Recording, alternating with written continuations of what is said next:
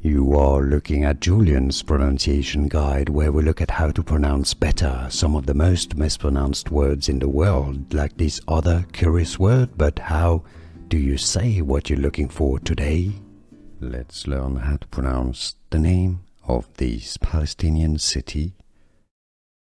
In Arabic, the pronunciation is as Rafah, Rafah, Palestine.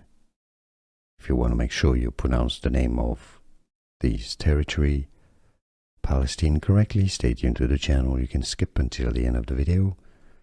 In English, the pronunciation is as Rafah, Rafah. From Arabic, Rafah. Let's learn how to pronounce the name of this Palestinian city. In Arabic, the pronunciation is as Rafah, Rafah, Palestine.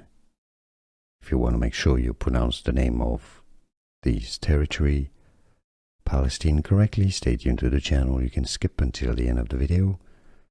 In English, the pronunciation is as Rafah, Rafah. From Arabic, Rafah.